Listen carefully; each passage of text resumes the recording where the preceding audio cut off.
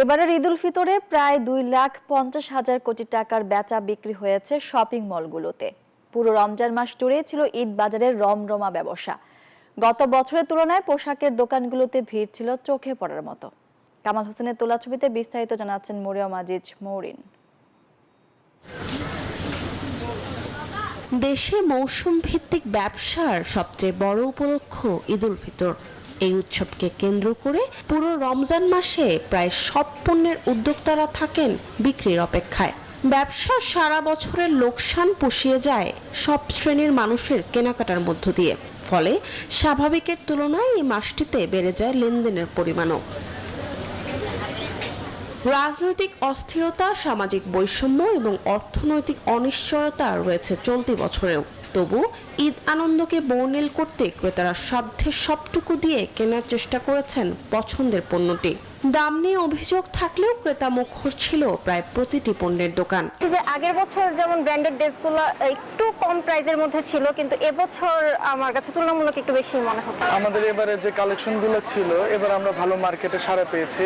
আমাদের কটন এবং ভিসকসের ভিতর যে কালেকশনগুলো ছিল, এগুলো এবার সবথেকে বেশি চাহিদা দেখা গেছে। যে জাস্ট ওয়ান পিস বান্ডেল থাকলে প্রতি সেনমানিতে টাকা বাঁচবে। বিকাশ সেনমানি বান্ডেল কিনে জিতুন প্রতি লেনদেনে। 1500 উপরে, যেটা মানে গত বছরের মধ্যে 1200 এরকম দিয়ে কিনেছি।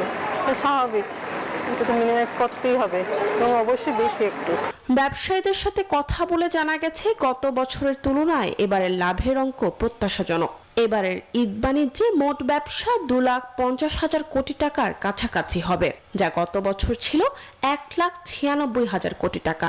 অন্যান্য বারের তুলনায় বিপুল ক্রেতা সাড়া পাওয়ায় সন্তুষ্ট ব্যবসায়ীরা। ব্যবসায়িক আমাদের গত বছর যেরকম সেল হচ্ছে প্রায় সেম সেল হচ্ছে। এখন এটা তো ব্যবসার সেরকম লস হওয়ার কথা না, কারণ আমাদের ব্যবসাটা অতটা নিচে নামে নেই। যে এবার আমরা হচ্ছে যে কাস্টমার ফিডব্যাকের উপর ডিপেন্ড করে আমরা একটা ফর্ম ফিল আপ করি, বা তারা কি টাইপের প্রোডাকশন পছন্দ করে ওই ফিডব্যাকের উপর ডিপেন্ড করে এবং আমরা প্রোডাকশন তৈরি করি।